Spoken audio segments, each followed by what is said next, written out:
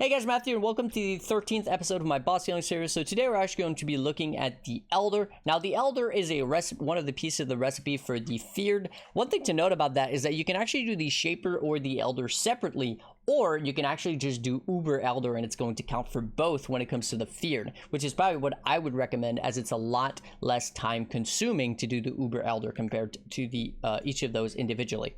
Now let's look at the Elder himself. He's got a bunch of different attacks, but most of them are very telegraphed, very easy to deal with. He has a default attack which he will never use unless in melee range. Then he has the three different ice spears, which are basically the exact same thing, except they take longer to charge as he's throwing more projectiles. And of course, each of them throws more. So 2 icy, 4 icy projectiles, and then 5 plus. This one shoots in almost like a 180-degree angle, but of course there is space between the projectiles so that you don't take damage. Next, he has the Siphon and Super Siphon, which is where he'll teleport behind you and start siphoning you. So what you have to do is basically walk out of it or dash out of it, because there is a delay before it actually starts doing damage. So again, very hard to die from this personally. Next, he has the Tentacle Slam, which is probably one of the deadliest of his mechanics, especially paired with something like the Ring of Death. One thing to note, however, is that you can actually dash or flame dash or use some sort of movement ability every single time one of these spawns right on top of you in order not to take damage, which is probably the easiest way to really deal with this attack, because if you're just walking, the Tentacle Slam will actually outspeed you, right? If you never use any of your movement ability and you're just running on a pretty slow character, so you will actually get hit by this. Next, he has the Ring of Death, which is where he has this ring that he is going to channel, and this ring in the middle is safe, and everything outside of it, between this ring and this ring right here, when it blows up, will absolutely murder you. But one thing to note is that you can walk out of it completely fine, but as long as you come back in it right before it explodes, there is not really like any tell to this other than just going by feel. I don't know exactly how long it lasts. It's just a few seconds, maybe like 6 or 7 seconds or something. I'm not exactly sure. I never really counted it. I really just go by feel. As you see, as this expands and expands, it's about the entirety of the arena. So once this gets on the edge of the arena, that's when you want to basically hop back in. Next, he has the Rising Slam, which is similar to an Shaper Slam. He goes into the air, he'll teleport right behind you and then slam you. Pretty easy to dodge, honestly. Very telegraphed. Next, he has the Multi-Expanding Nova, which is the same thing as the Expanding Nova, but there's a bunch of them and they're smaller. This happens during the third phase, or the last phase of the fight, or at least the phase right before you can actually kill him. And it is actually quite deadly, especially if there's some tentacles or other things going on, like the icicles, which I'll showcase because they're not actually listed here. And then he also does the Pulse Nova, where he creates a powerful pulse, and that will absolutely murder you. Matter of fact, if you don't want to die from that, you actually need to go inside the Xana bubble, at least for the massive pulse. So after defeating the Elder in phase 3, he actually creates one last powerful shockwave before dying, and this shockwave will one-shot you, so you have to go inside the Xana bubble. These Pulse Novas will not one-shot you necessarily, but the thing is, I don't really know how to see them coming. I'll be honest, I don't really know. I tend to not get hit by them if I'm far away, because it doesn't seem to do the entirety of the arena. They don't seem to absolutely one-shot you either, but they do a good bit of damage, and I personally don't know how to deal with it. All right, one thing that is not in this list, what is absolutely super deadly, is the ads that spawn in the last phase. So there's like these little towers that are going to spawn with icicles all around them, and then they blow up and they throw these icicles. And the thing is, there's multiple towers of these all over the arena, so you get to the point where there's a ton of these projectiles and they will pretty much two-shot you, right? They will actually do a ton of damage. A lot more deadly than Elder himself, in my opinion, on a squishy build. To be honest, I tend to die almost every single time I do the Elder because of these little icicles. Just because of how much damage they do and how many of them are there compared to how squishy my character is. You'll see that in the showcase, however. Okay, next let's talk about the loot. So there's not too much to get from the Elder himself, but one of the main things is obviously going to be the fragment for the Uber Elder, as they are guaranteed. You will always get either one of these.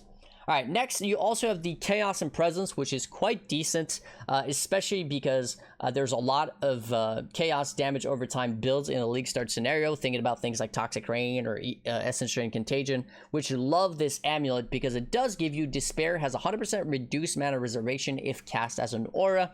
That allows you to put Despair on a Blasphemy setup, and basically you're just walking around with Despair on everything, which is pretty awesome. You also get the same exact thing for vulnerability on the physical Impresence, which is the other one that's actually typically worth a little bit, or at least a decent bit, in a League Start scenario. The rest of the Impresences are typically pretty trashed here. One thing to note about the Impresences, actually, it's pretty cool. They give you Maddening Presence, which basically is a debuff to all nearby enemies, which slows them down by 10% and also reduces their damage by 10%, which is a nice little deep defensive buff, if you will. Okay, Nebulock sometimes can be okay. It really depends on the meta, but overall, not a great item. And the Cyclopean Coil is actually pretty good for builds that stack attributes, right? For example, deck stacking builds or in stacking builds, strength stacking build. They love this belt, but it's typically pretty common, so it's not super expensive. That being said, it is actually quite good in a League Start scenario. This belt is not a horrible drop. The gloves are absolutely tremendously bad. Nobody typically wants those at all. It's a great idea to throw a Valor at them, because if you do get something like vulnerability or +1 gems, they can be worth a little bit more at least. Then of course there's the Watcher's Eyes, which is a complete gamble. In my opinion, you should always sell Watcher's Eyes unidentified if you plan on making profit farming these bosses, because your odds of making profit are very, very slim. Hope Shredder is a pretty bad bow because it kind of like kills you, if you will. 200% cold damage taken per second per frenzy charge while moving, so pretty hard to deal with that, but it is a very, very solid bow. It does a ton of damage, especially in a League Start scenario. It's pretty decent. Shimmeron, kind of the same situation where you take 200 lightning damage per second per power charge. So if you're stacking power charges, this can literally one-shot you in like 2 seconds. It's pretty sad because otherwise it would be a pretty decent wand. Again, in a League Start scenario, can be okay, but overall not a great item. So yeah, there's really not too much going on. Really, the reason why people farm the normal Elder is for the Uber Elder fragments in order to be able to do Uber Elder afterwards. Okay, let's jump right into the showcase right here. So we're going to go ahead and throw in the 4 fragments, which of course are required from the 4 Elder Guardians. Each of them have their own fragment. And let's get right into the boss. So it starts off basically instantly. All I'm going to do is run around in circle, just to showcase how stupidly easy it is to not get hit by any of this stuff, or at least the icicles. That's all you got to do. Just run around in circles. He's never, ever gonna hit you. Okay, now that we've done that, let's go ahead and move on to the next phase of the fight, which is where the fight becomes a lot more interesting, in my opinion.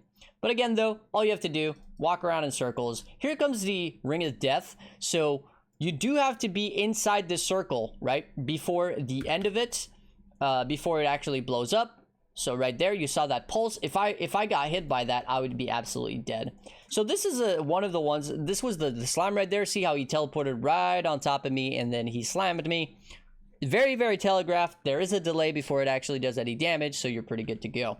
Now, this is the second phase of the fight. Now, this is actually a super easy phase for a totem build. All you have to do is basically put your totems down and let them kill everything. You don't have to even think. It's super, super easy to deal with.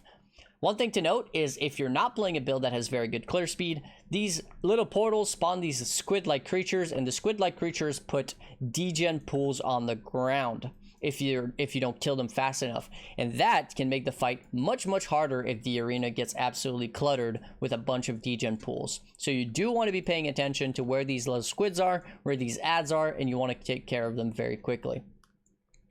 Okay, so this is the second phase again. It's just a waste of time, realistically. There's just nothing there. This fight feels pretty outdated. And after this is going to be coming the third phase, and the third phase is definitely the hardest of all of them. Because he does some new moves. There's typically some overlapping mechanics, so there's a lot going on in the third phase typically. And of course there's the pulse, which I just don't know how to deal with, unfortunately. Alright, so we're just about to get there. Let's go ahead and get rid of all these ads once more. should be just about the end of it very soon. As you can see, Shaper here is channeling on these watchstones. So here we are, right? That was the pulse. Here we are with the expanding novas, right? They expand. You have to be within the safe zone, otherwise you will die. Sometimes, like this right now, there's actually multiple of them that are expanding at once, which is actually kind of funny because that's why I died there, right? So we had one there, and there was one at the bottom, which I didn't see, and then there's one at the top. So I was in the circle, which was my safe circle, or at least what I thought was my safe circle, right?